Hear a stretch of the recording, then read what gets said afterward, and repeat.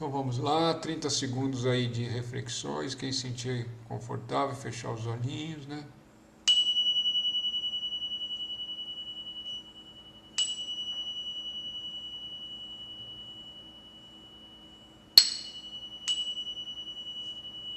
Grande Espírito, Grande Mãe, os poderes divinos, as forças divinas, mestres e maestros,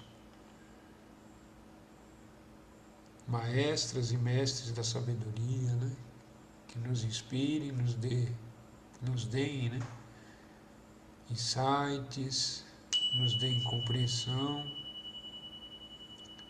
e que seja um encontro bastante produtivo para todos nós. Que assim seja, assim é.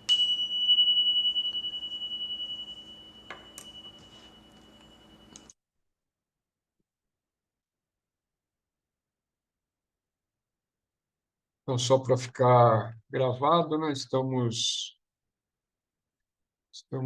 estudando o livro O Mito de Hércules, lá a visão do Trigueirinho.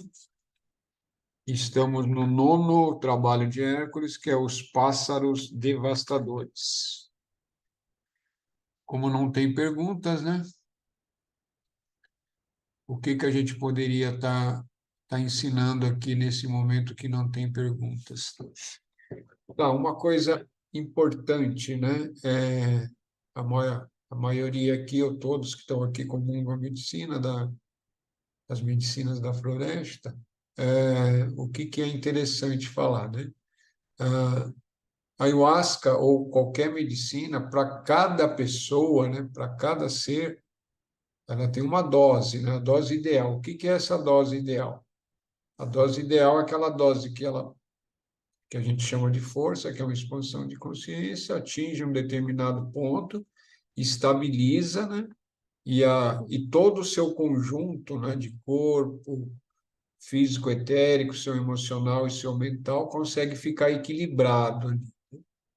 Essa é a dose ideal. Você transcende, mas todo o seu ser está em harmonia e está em paz dentro daquela expansão. Aí sim você consegue ter clareza, consegue perceber, consegue ouvir os mentores, né? E aí vai, aí consegue entender, fazer processos internos de forma bem, bem consciente, né? Vamos falar assim. Porque se a dose também é inferior, você não passa, né? Você fica no, você tem uma expansão, mas aquela expansão não consegue a transcendência da mente concreta. E se ela é muito, e se ela passou da dose também, né? Isso passou muito, né? Óbvio, né? Passou um pouquinho, ela equilibra. Mas passou muito, o que que acontece? A tua passou muito para você, né? Óbvio, é para cada um, né? Cada um tem um estágio que tá galgando, um degrauzinho que está subindo, né? Mas se passou daquele nível que você ainda não consegue ficar confortável ali, a mente não consegue se firmar, né? Por mais que você já tenha caminhado, ou por mais que você tenha experiência, né? A mente não consegue dar foco, né? Começa a ver uma coisa né? E já sai, já, depois volta, sai, entendeu? Não fica em equilíbrio. Isso eu estou falando para quem já é um caminhante de plantas maestras já antigo, né? Avançado, vamos falar assim, se é que pode usar esses termos. Então é isso. Agora, para quem está começando e a dose é maior, aí geralmente gera um desconforto, né? E se a dose é menor também, fica naquele ponto que não vai nem para lá nem para cá. Tudo bem, pode ter visão, pode ter, mas não vai nem para lá nem para cá. Então é isso, eu achei importante estar falando isso daí. Mas isso é para todo mundo, né? Para caminhantes antigos, para caminhantes novos. E aí aprendendo de cada medicina a dose ideal. E o que que é a medicina? Cada feitio sai uma medicina, né? Não dá para saber. Você tem uma ideia, né? A gente tenta manter um padrão, vamos falar assim, de quantidade, mas você não consegue controlar as variáveis quando você está fazendo a medicina, né? A variável da dosagem. Por quê? Porque o cipó veio de um lugar, né? As folhas vêm de outra, e tem todo um conjunto de pessoas ali ajudando a fazer, então toda aquela energia está ali junto, e aí vai. Então, mas cada medicina é sempre de luz, né? Agora, a dosagem, aí vai depender dessas variáveis aí, e aí vai se aprendendo, né? Cada vez que sai um feitio, a gente vai aprendendo a dosagem ali ideal para nós mesmos, né? A gente tem uma Benção, ideia. pai. Allah abençoe, senhor. É, Benção, mãe. mãe não está aqui, não. A mãe aliás, foram no aniversário da Fê. É isso. Que bom também, alguém precisava ir também, né? Não pode deixar a Fezinha lá também, afinal de contas, a Fê é o aniversário dela. Então, vamos iniciar os nossos estudos aqui, né? Para quem chegou agora, é os pássaros devoradores e é o nono trabalho de Hermes. Então, vamos lá. Os pântanos não terminaram. Lembra que do outro ele também estava cuidando dos pântanos, que era a Hidra de Lerna, né? Agora há um outro pântano diante de Hermes. Desta vez com sua enorme quantidade de estranhos pássaros que provocam grandes devastações. Expulsá-los parece tarefa impossível, missão impossível, né? Mas, segundo a voz do instrutor interno, para além da mente, uma luz indicará a direção segura, né? É sempre através de um, de uma frase que tem que fazer você se refletir, né? Então, o que o instrutor fala? Para além da mente, uma luz indicará a direção segura. A terrível presença dos pássaros faz-se notar pelo seu coro de voz abençoadores, é ouvido por toda parte, seus bicos de ferro assemelham-se a espadas, suas penas são como lâminas de aços, e as garras instrumento de destruição.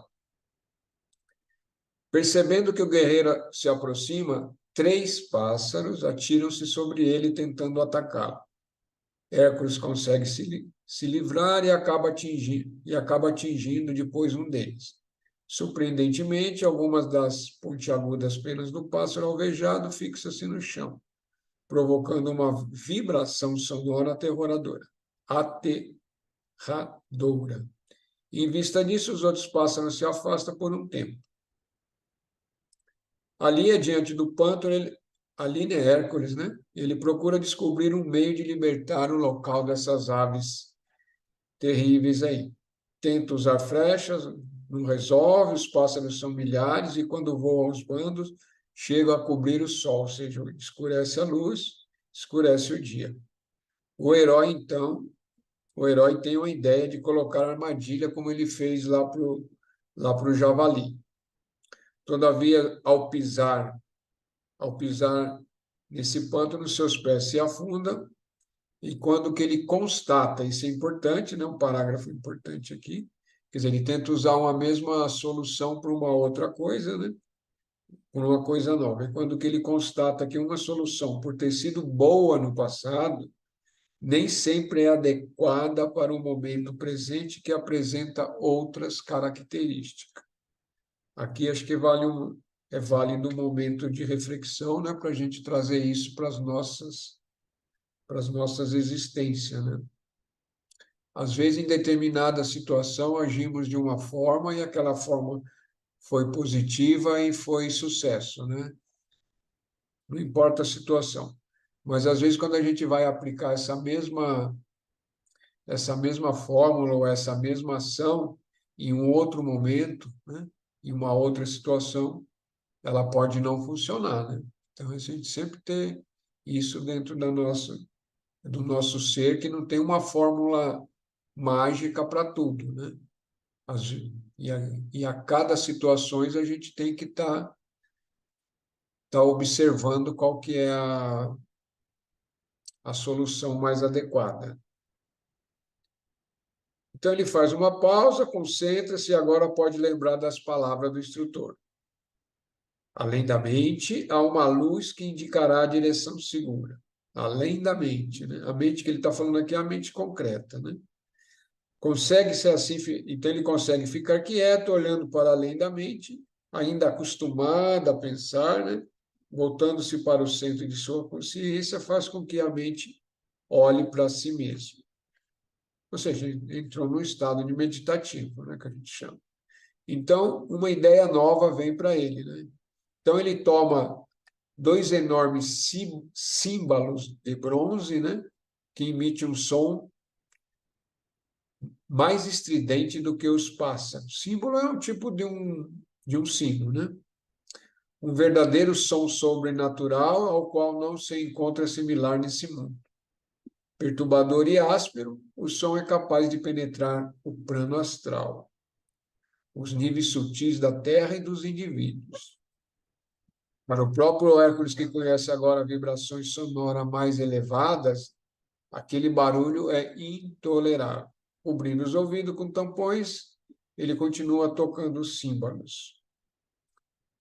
Chega a hora do pôr do sol, o pântano está denso, pela presença de inúmeros pássaros, milhares, né? Vamos falar assim. Hércules faz soar de maneira potente os símbolos repetidas vezes.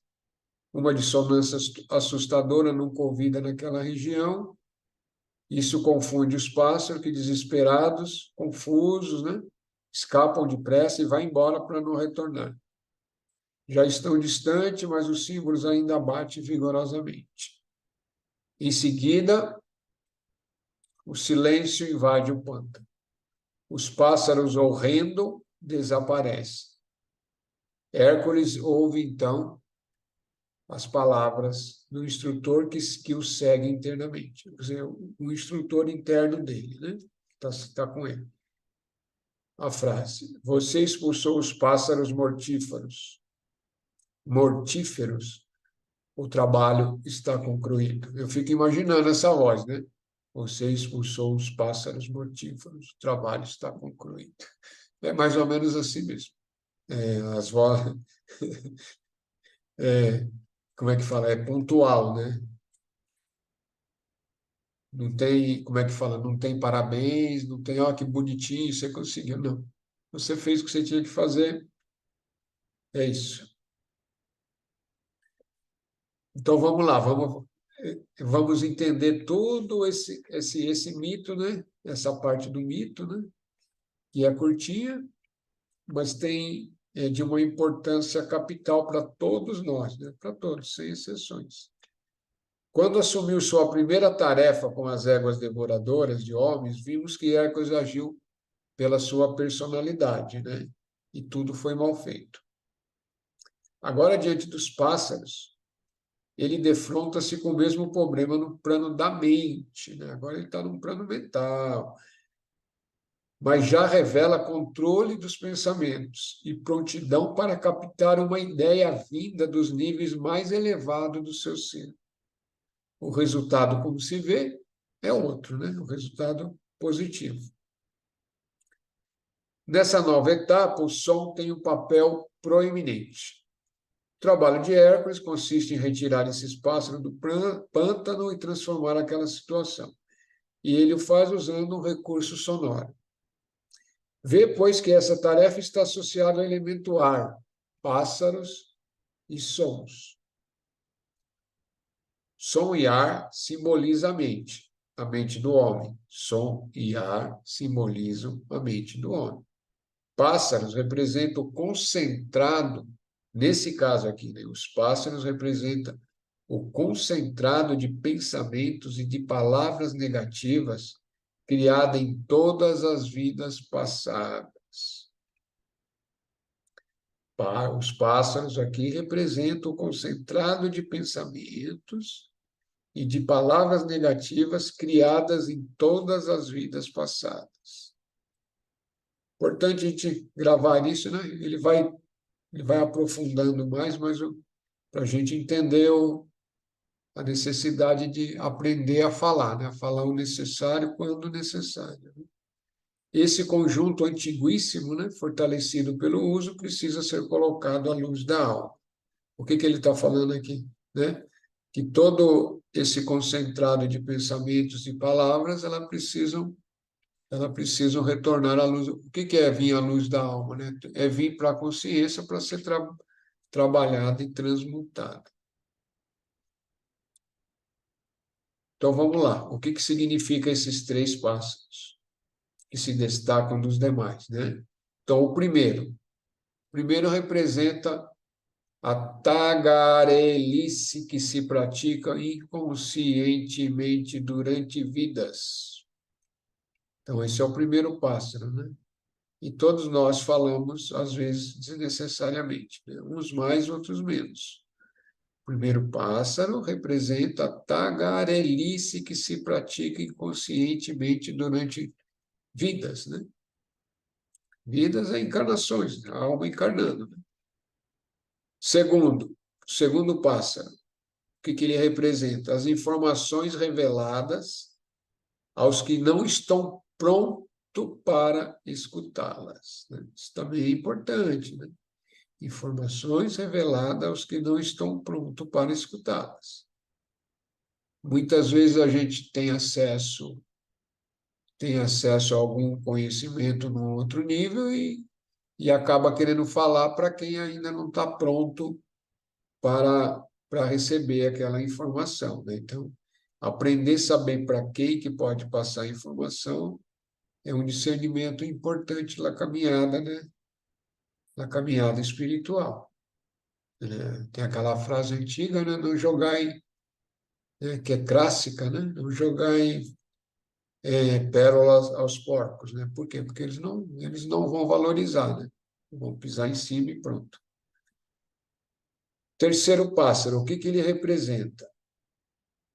Ele representa o falar continuamente de si próprio, egoisticamente, para enaltecer-se ou valorizar-se em detrimento dos outros, né? Quando a gente fica falando, né, muito lá primeira pessoa, eu fiz, eu faço, eu não sei o quê, né? Eu, né? O eu é sempre o ego é sempre o egoísmo, né? Não tem jeito. Lógico que tem egos em vários níveis, né? Tem os egos que já aprenderam a se melhorar um pouquinho. Esses hábitos são destruídos como os referidos pássaros, sendo a tagarelice. Então, esses hábitos, né? Todos esses hábitos que esses pássaros que representam, eles são destruídos. Podem ser destruídos, devem ser destruídos, né? Esses hábitos. Sendo a tagarelice pela perda de energia, a tagarelice pela perda de energia que ela carrega, um suicídio sutil, né? Um homicídio sutil, né? Suicídio foi a minha palavra aqui, mas, mas também acaba sendo um suicídio. Então, de tanta gente falar, a gente perde uma energia gigantesca, né? Para quem fala muito, fica falando, né? E não pensa para falar. Não, falar tem importância, palavra é poder, né? E isso a gente vai aprendendo durante a caminhada, que a palavra da gente tem um poder gigante, né? Então, todos nós temos que aprender, ter consciência do que está falando, ou pelo menos buscar essa consciência sempre, né? E outra coisa que é importante, né, dentro do caminhar, né? Cada vez que você falar uma coisa, você faça aquela coisa, né? Senão tua palavra perde poder, né? Você não tem como proferir palavras de benções, palavras que pode ajudar uma outra pessoa, se quando você fala as coisas simples você não faz, né? Eu vou pegar aquele martelo ali e vou botar em outro lugar, e você não faz. Então, mas você falou, entendeu? Aquilo já foi para o éter e você não fez. Exemplo simplório, né? Mas dentro desse exemplo vai crescendo, crescendo, crescendo, né? A partir do momento que você falou, compra, né? Por que eu estou falando isso? Porque daí a tua palavra vai adquirindo poder, né? Daí, cada vez que você fala, aquilo que você falou, ele vai ressoar no etérico, e vai ressoando em outros campos e vai agindo daquela forma que você falou, né? É óbvio que tudo tudo tem dosagens, né, e possibilidades, né? Mas sim, a partir do momento que você treinou a falar e fazer, né, e a falar e agir do jeito que você fala, né? Não adianta você falar aquela coisa, faço o que eu faço, né? Quer dizer, faz o que eu falo, mas não o que eu faço. Isso não existe, né?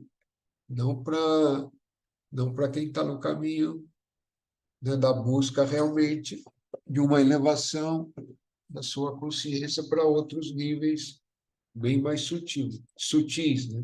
Então, nós temos que ter uma atenção gigante na nossa fala. E também pensamento, né?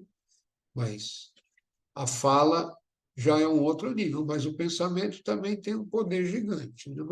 Mas aqui o aprendizado é sobre a fala. Vamos seguir em frente aqui, então.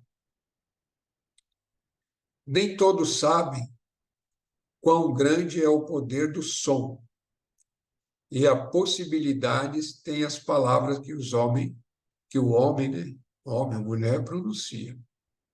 Força construtoras da natureza agem no plano etérico, a rede energética sutil que mantém integrado todo o plano físico do planeta. No plano etérico, constrói-se tudo que pertence à realidade do mundo concreto. E muitas vezes a gente fala muito de astral, né, do plano astral. Sim, plano astral, plano emocional, plano do corpo emocional. Mas o plano etérico é o plano que está bem ao nosso redor, né? Todo o campo energético nosso, quer dizer, todo o corpo físico nosso, né? Esse corpo mais denso aqui, ele é mantido pelo campo energético. E isso não precisa nem de crença, né? Isso já, a acupuntura está aí mostrando isso, e a acupuntura já foi empiricamente comprovada que funciona, né? Por isso que os médicos estão fazendo também acupuntura, né? Aquela coisa toda. Mas não vamos entrar nessa seara aí de certo ou errado. Estou falando da acupuntura porque é tangível, né? Tá aí outras técnicas de Douyin que estimula pontos dentro do corpo, e esses pontos têm reflexão, aquela coisa toda no cérebro e em outras áreas. Só pesquisar isso aí que está tudo por aí. Isso aí é fácil de pesquisar. E esse é o campo etérico, né? Então, nós temos o nosso próprio campo de energia, e tudo que existe tem um campo de energia que está aí, está coexistindo ao mesmo tempo, né? Quando, às vezes, está numa força, numa consciência expandida, você olha para uma árvore, você vai ver o campo energético dela, vai ver os canais de energia, ou pode ver para um outro ser humano, ou quando olha para a própria mão, a mão de alguém, né? É só prestar atenção. Eu acredito que algumas pessoas já tiveram esses tipos essa possibilidade dessas experiências aí com o campo etérico. Então, o campo etérico é isso, é o que está muito próximo, é o campo sutil mais próximo de nós, né? A gente fala sutil porque a gente tá no plano bem tosco, né? Tosco que eu falo concreto, né? Deixa eu pegar um chá lá que a garganta já fechou de secou.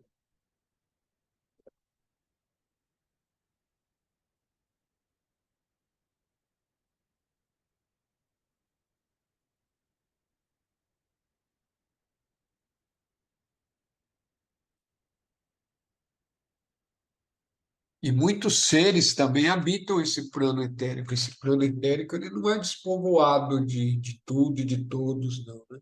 Muitas consciências que existem nesses planos mais etéricos aí. Mas só para a gente relembrar, né, que a gente acaba esquecendo muito, fica muito, na maioria das vezes, no plano, alguns no plano astral, outros no plano mais mental sutil, né? E acaba esquecendo que o etérico está aí coexistindo, né? A gente não consegue ver com o olho físico, né? Mas continua existindo. Mas o etérico também dá para perceber com pêndulo, radiestesia, essas coisas tudo aí. Estou falando tudo isso para quem se interessar, né? dar uma buscadinha, né? Para entender tudo isso que a gente está falando aqui de uma forma mais empírica, né? Então vamos lá, dando sequência. Mais além, nos plano astral e mental, essas forças também atuam, né? Ou seja, o som, que ele está falando do som, seja através de palavra, seja através de vibrações, né? Temos os exemplos dos mantras, né, utilizados. Mantras, quando tem poder de verdade, eles vão estar refletindo naquele nível daquele poder que aquele mantra existe, né? O que o homem fala perpassa esses níveis e provoca deslocamento que irão ajudá-las ou dispersá-las conforme a vibração do som emitido. Assim, uma palavra humana tanto pode ajudar uma força a evoluir, como pode também matá-la ou impedir que adquira algum núcleo que a mantenha coesa e integrada. Entendeu? A força que tem a palavra humana, né? A gente não. E a gente normalmente esquece, né? Normalmente esquece que cada vez que a gente está pronunciando palavra, a gente está emitindo som, esse som está expandindo pelo etérico, pelo astral, né? Depende da potência, a força de quem está emitindo, e está indo, né? Ou está destruindo, ou tá unindo, né? E assim vai. A palavra, a fala supérflua e a tagarelice não trazem consigo a energia dos níveis internos do homem. Ao contrário, são ruídos devastadores que têm como suporte forças vindas de regiões menos conscientes. Então, toda vez que a gente está falando pelos cotovelos, a gente está sendo usado aí por algumas energias aí que estão nas regiões mais densas, né? Esse tipo de som sai pelo espaço e pelo éter, destruindo ou produzindo caos entre as forças construtivas. Para que a palavra venha acompanhada de um elemento benéfico, construtor e positivo, é preciso que o ser interno do indivíduo a vitalize com a sua presença. Aqui já é um outro nível, né? Mas isso também depende muito da intenção, né? Se você já se colocou na intenção de que está consciente da palavra, está consciente que a sua fala tem poder, né? E aí o seu eu, né? O seu eu divino, sua alma, seu eu superior vai tá alinhado, né? Está alinhado com a sua mente, está alinhado com o seu emocional, alinhado com o seu físico etérico. Então, aquilo que você está falando, né? Está sendo abençoado, vamos falar assim, né? Ou seja, está sendo vitalizado, né, pelo seu eu divino e aquilo segue positivamente, né? Isso é muito importante, principalmente para quem trabalha com cura, seja ela a técnica que for, né? Isso é importante. E assim vai, né? E assim vai seguindo. Mas para todos nós é importante, gente, que a nossa palavra tenha sempre força, né? E seja sempre vitalizada ou abençoada pelo eu divino e nós mesmos, né? Além do controle e seleção das palavras, o homem vai aprendendo com o tempo a inofensidade ao pronunciá-las.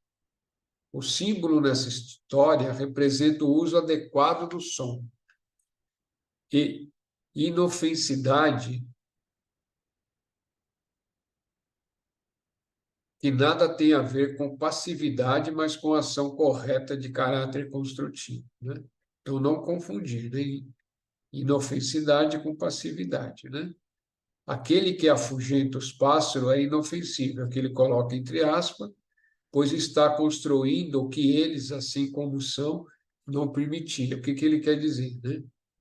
Que o som, apesar de ele afugentar os pássaros, mas nesse caso ele está sendo usado de forma construtiva, porque os pássaros, eles dominaram toda aquela área, né, que é tudo, e que aqui está simbolizando toda a nossa tagarelice de todas as nossas vidas aí, né?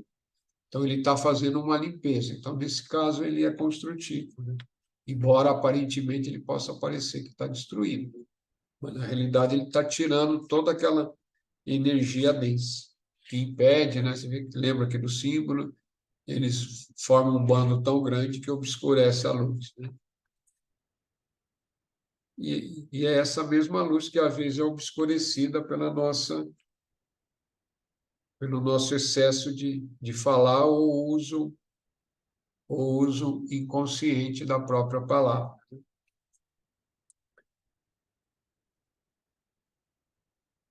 É necessário, pois, transformarmos e elevarmos o som.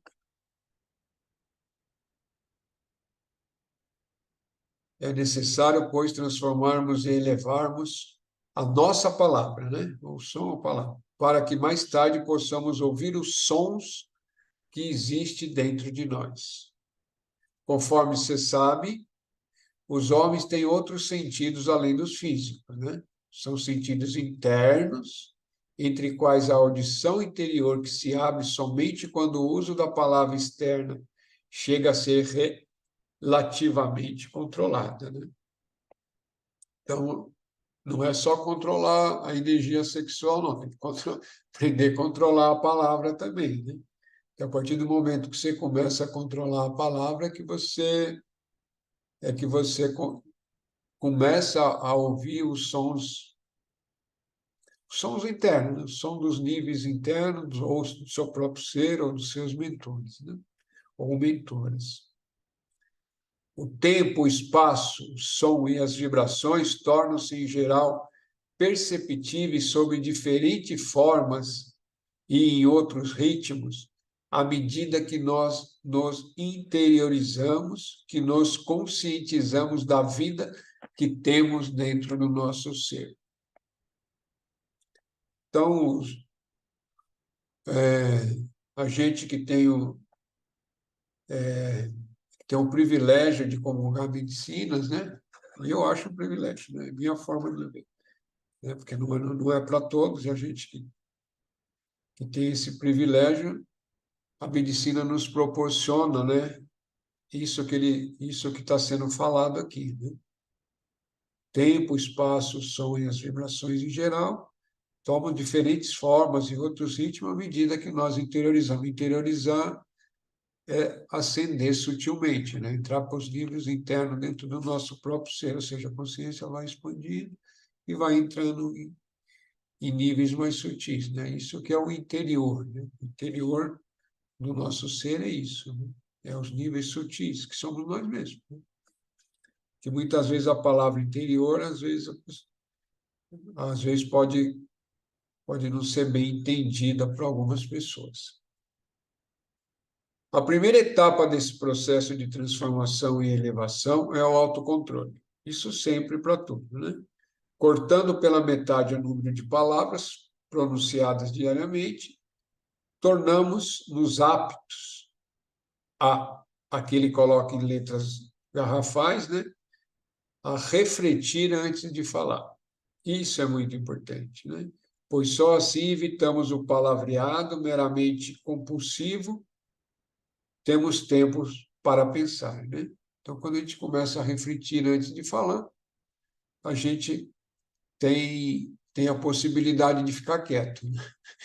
Muitas vezes a gente tem a possibilidade de ficar quietinho e não falar, ou mudar a frase, né? E aí vai. A segunda etapa é a reflexão. Nela fazemos um belíssimo trabalho em nosso ser. Por quê? Porque chegamos a ouvir entre aspas, né?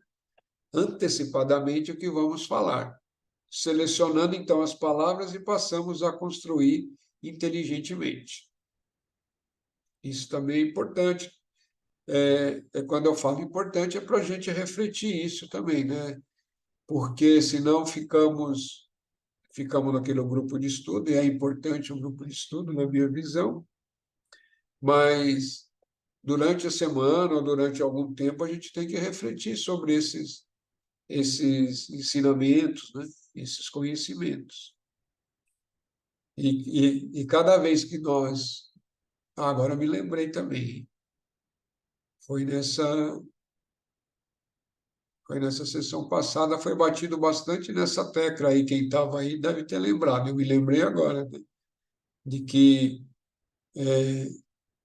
não foi com essas palavras, né? Mas isso já é antigo também, de que cada vez que você recebe um conhecimento, ou recebe alguma coisa espiritualmente, se você não põe em prática, não serve para nada, né? Ninguém vai te dar mais nada. Não sei se consegue entender isso. É que nem uma criança na escola, né? Você tem que aprender quanto é um mais um. Enquanto não aprender que um mais um é dois, você não vai seguir em frente, né? Só vai seguir em frente a partir do momento que você foi praticando, fazendo exercícios, né? A aprender a comer com garfo e faca, primeiro aprende a comer com a colher, né? Depois com garfo e faca, depois vai te dando outras possibilidades. E o conhecimento espiritual é a mesma coisa. Não tem mágica, né? Se a gente não começa a refletir sobre aquilo que nos está nos vindo, aí para de vir, né? Para de vir. A partir daí, inicia-se uma fase ainda mais importante para o desenvolvimento da consciência, a terceira etapa, em que colaboramos com o clareamento do nosso próprio karma e do karma planetário. Isso é feito à medida que as palavras é controlada e precedida de reflexão que nos possibilita interromper uma frase ou modificá-la antes de sair pelo espaço e pelo éter, se ela for considerada destrutiva ou supérflua. Eu estou mudando o tom de voz porque tem gente querendo dormir. Vamos acordar quem está dormindo. Eu sei que não é fácil prestar atenção que a mente voa, pula que nem um macaquinho, ainda mais quando o tema é sobre ela mesma, né? Que ela tem que aprender a ficar quietinha, parar de falar, né? Tatati, tatatá, né? Aí começa a dar sono. Fala, puta, que chatice. Não vou poder mais falar, poder falar pode, né? Mas presta atenção no que está falando. É. No caso de ter emitido um som fora desse controle, uma reflexão imediata pode recuperá-la a tempo. A produção posterior de um som de qualidade oposta restaura o equilíbrio dentro do universo da energia. Ou seja, a partir do momento que a gente falou uma porcaria, né?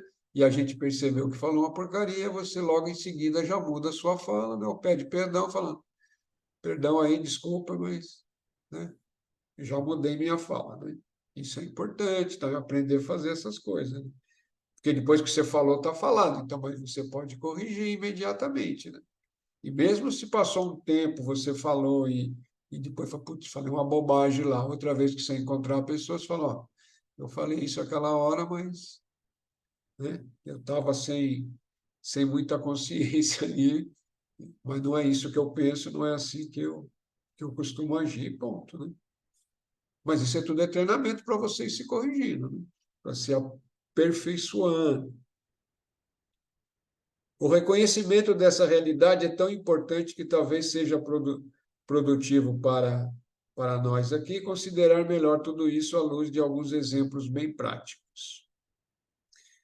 Aqui ele fala, né? Aqui é ele falando na primeira pessoa, né? O Trigueirinho, eu mesmo tive a oportunidade de conhecer um indivíduo que, em sua atividade diária, entrava em contato com muitas pessoas.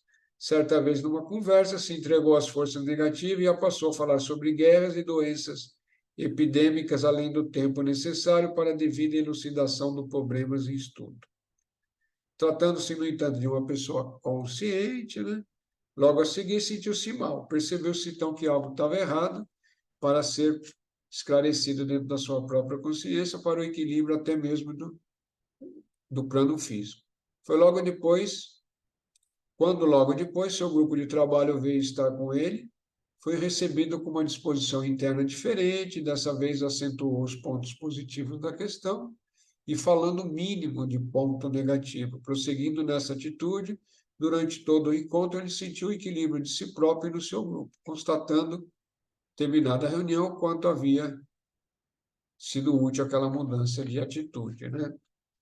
Vamos também dar um exemplo mais clarinho aqui, né? Muita gente vai começar um trabalho espiritual e as pessoas começam a falar de não sei o quê, de não sei o quê, e eu dou uns cortes, né? E eu vejo que as pessoas às vezes ficam meio melindradas, meio chateadinhas, mas eu tenho que fazer isso. Por quê? Porque a gente está preste para começar um trabalho espiritual. Aí começa a falar de determinadas frequências, você está abrindo um campo, né? E isso não pode, né? Não pode. Tudo bem, você está falando coisas positivas, ou às vezes é um comentário, mas eu vejo que o negócio começa a abrir, você tem que cortar, né? Aí você tem que ser chato mesmo e cortar determinadas frequências que vai se ampliando. Então, isso é importante para quem dirige trabalhos espirituais, né? Ficar atento no pré, né? Uma hora antes, né? Quer dizer, naquele dia, em geral, né? Mas não deixar nem, sabe, entrar conversas que vai abrir um campo para uma dimensão que não é saudável, né? Ou que é densa, né? É isso. É interessante falar do Trigueirinho, né? Também que a gente sabe, né, por pessoas que frequentaram lá muitos anos, que ele fazia essas partilhas, acho que semanais, às vezes até mais, né? Mas semanal era certeza. Aí antes dele, por exemplo, se a partilha era às 8 da noite, vamos assim, um exemplo, né? 6 horas ele chegava lá onde ele tinha, sentava naquela mesinha lá que se vocês verem os vídeos dele, ele estava lá, e ficava ali 2 horas quieto, quieto, entendeu? Quieto. E aí ele começava. Aí depois, a hora que era hora de começar, ele começava. E aí você percebia que ele estava em perfeita sintonia, né? E fruindo, né, o nível de conhecimento limpo, né? Limpo e com clareza e fluindo. 2 horas antes, né? Ficava lá quietinho. Vê se a gente tem essa maestria, né? De quando vai fazer um negócio, ficar 2 horas quietinho antes de iniciar, né? Tá, vamos dar sequência aqui. Falta pouquinho.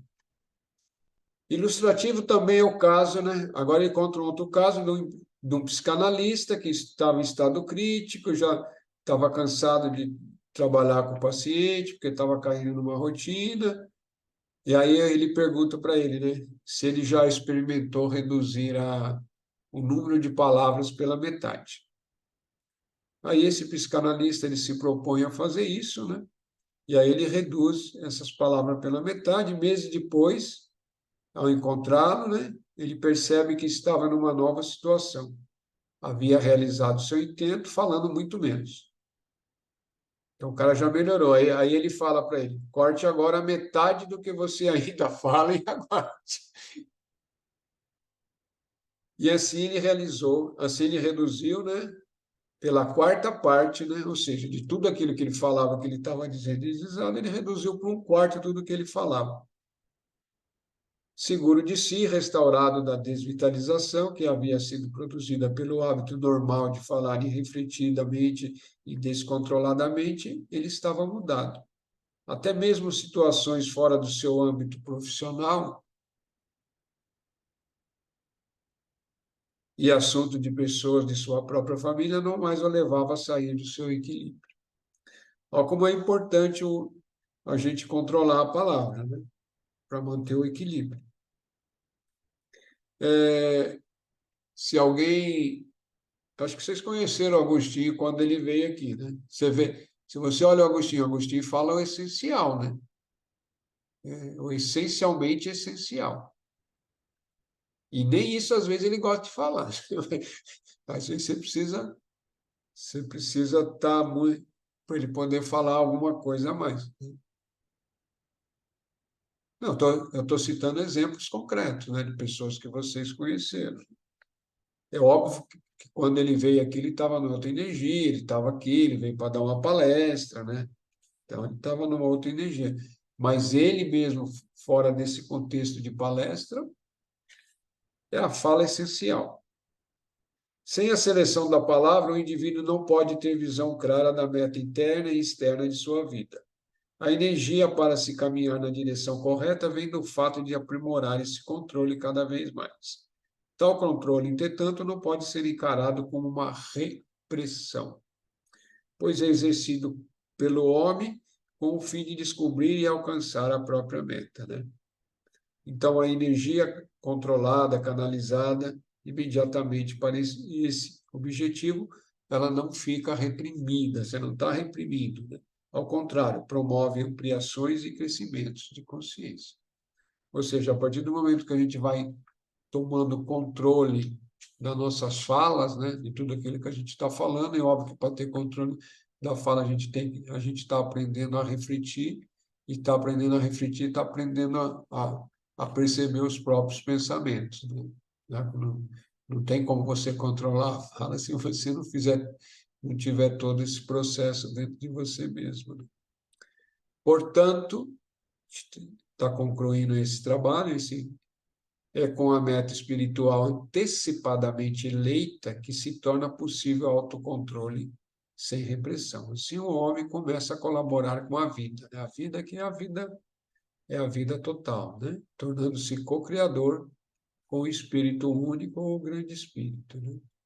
Portanto, quando você tem a meta espiritual dentro de você, é que você faz o controle da palavra, né?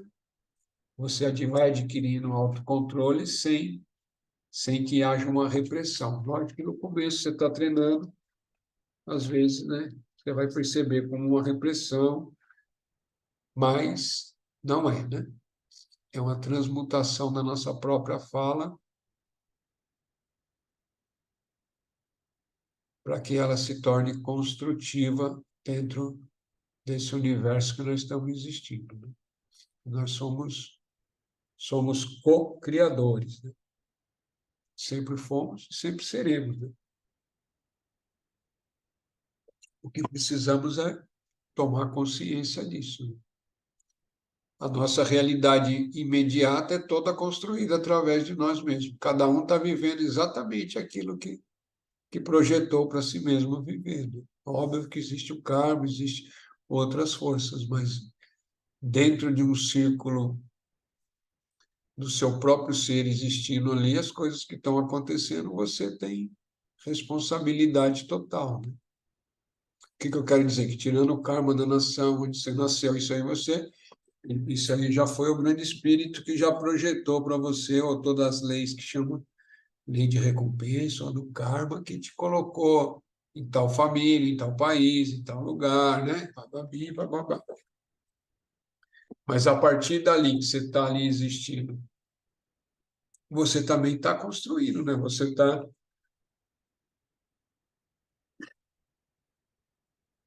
ou você está acentuando determinados padrões, né? Ou que poderiam ser deslocados, né? Teus pensamentos que estão sendo gerados do que você está projetando para si mesmo, né? Se são limitantes, se não são limitantes, né? Dentro daquilo que você quer para sua própria existência, né? E aí vai. Lembra que a gente não tem o livre-arbítrio total, né? Porque dentro do livre existe o plano divino que direciona as forças, né? Mas dentro do nosso próprio ser, dentro de uma margem, né? Dentro de um leque, nós temos, né? E podemos mudar algumas coisas positivamente, óbvio. É assim que eu vejo. É isso aí, meus irmãos, minhas irmãs. Gratidão. Temos aí uns minutos aí, se alguém quiser fazer alguma reflexão, fazer alguma pergunta, estou, né? Estou à disposição aí.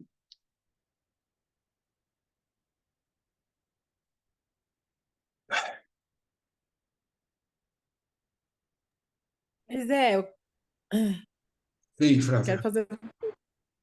pode fazer.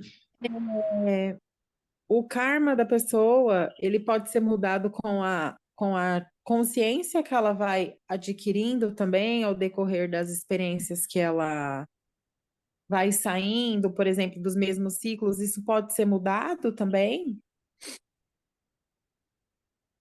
Sem dúvida, né? Se não pudesse ser mudado, algumas coisas podem ser transformadas, outras coisas podem ser atenuadas. Sim, porque senão não teria sentido nenhum, né?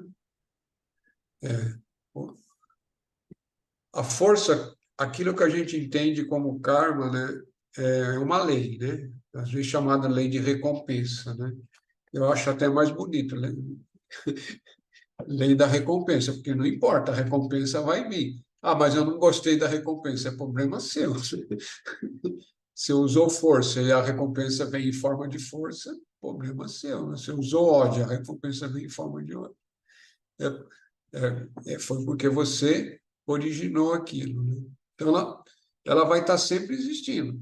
E isso desde quando entramos nas dimensões espaço-tempo, né? Que está sobre essa ação dessa lei de recompensa, lei do karma. E, sim, a partir de...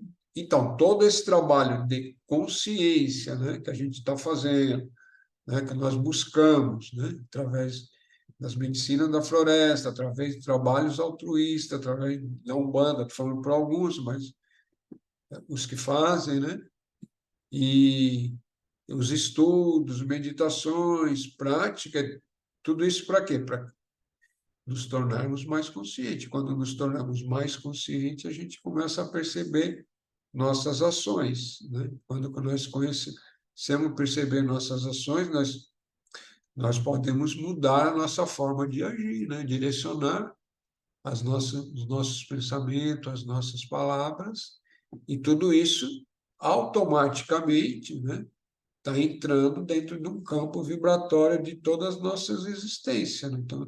Então, uma força kármica que podia vir e, por exemplo, te quebrar no meio, né? Como você já tem uma mudança aqui de pensamento, ela pode vir, né?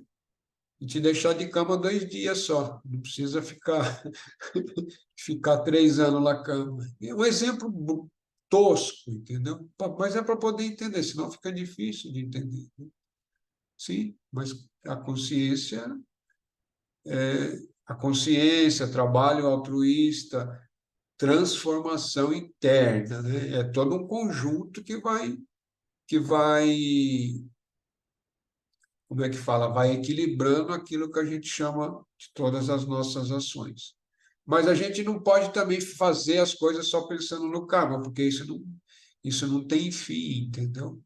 Se a gente for ficar só pensando no karma, porque eu vou fazer isso por causa do karma, isso não tem fim, porque cada ação vai, de uma certa forma, gera outras ações, né? Por mais positiva que seja, está gerando. Então, isso fica eterno. O que tem é mirar no mais alto possível, né, que é do próprio eu divino, e caminhar nessa direção. Então, aí sim o karma, e sim, manter conduta, ética, moral, dentro de cada cultura, né, ética, moral varia em cada cultura, mas dentro daquela cultura que você está inserido, até você atingir um nível de consciência superior. Aí sim, aí sim toda a força kármica, ela deixa de existir, mas aí você já está iluminado, né? Você já atingiu um outro patamar ou iluminada, né? Mas aí é outro. Mas essa é a nossa busca, né? É atingir esse nível de consciência onde você está isento, né?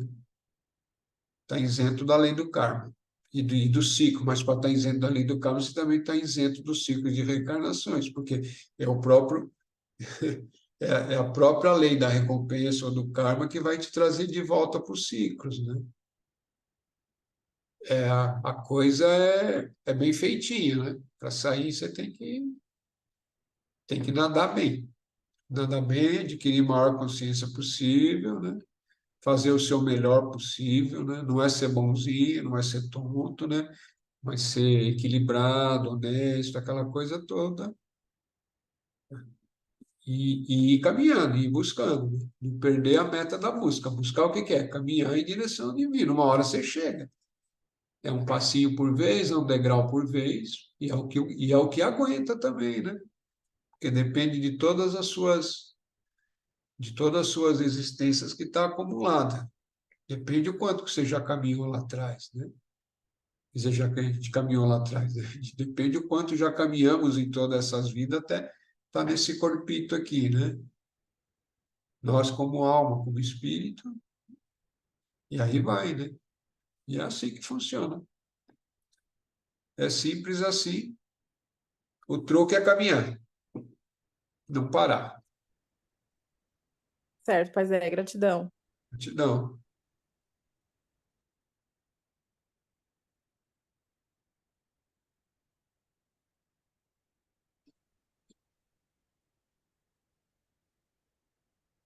Vai, Te ouço. vai. Oi, eu, Letícia.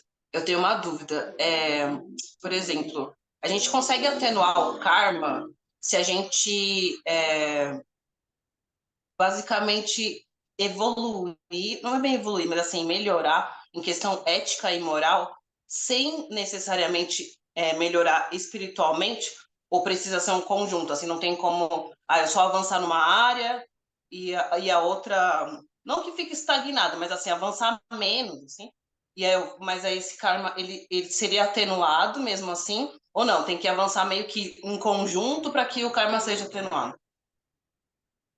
Eu entendi sua pergunta. Eu estou rindo porque, porque você dividiu, né, o espiritual, né? Tudo é espiritual. Né? Nós existimos dentro do grande espírito, né? E nós estamos vivos em função do grande espírito, coexistimos, fazemos parte. Então, tudo é espiritual.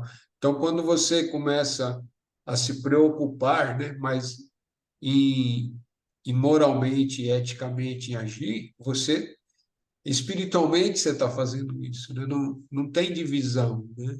A gente faz a divisão de assim de corpos físicos, de menos denso, mais sutil para poder entender, né? Mas estamos coexistindo. É a consciência que vai estar levando. Se você está buscando ser mais ético, né? Moralmente agir moralmente melhor, né? Sim, você está melhorando espiritualmente, é óbvio, né? O buscar melhorar espiritualmente ou buscar a espiritualidade não é conversar com o espírito, né?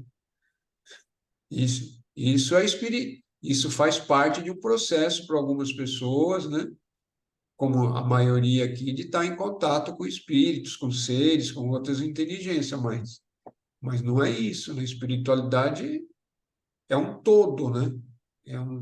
É você como um todo a espiritualidade, né? Então, agir como ética, agir com ética e agir moralmente é caminho espiritual, né?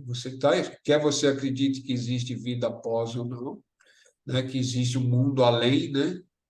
E transcendente a um mundos mais sutis do que a gente fica falando aqui, você espiritualmente está se melhorando, entendeu? E toda vez que nós estamos nos melhorando, né? Nos lapidando, de uma certa forma, a gente tá diminuindo a ação do karma, né? Não sei se consegui responder. Não, sim, respondeu sim, entendi. Gratidão, pai. Então é isso aí, meus irmãos. Fechamos por hoje. Ficamos para a próxima. Para a próxima quinta, damos continuidade aí aos nossos estudos. Espero que vocês tenham um pouquinho de reflexão aí sobre esses textos aí, dá uma lidinha, ou pense antes de dormir, sei lá o quê, né? E aí nós vamos nos aperfeiçoando aí cada vez mais, né? É isso aí, vamos tocar o sininho, fechar aqui a nossa. Quem sentir à vontade, fechar em 30 segundos.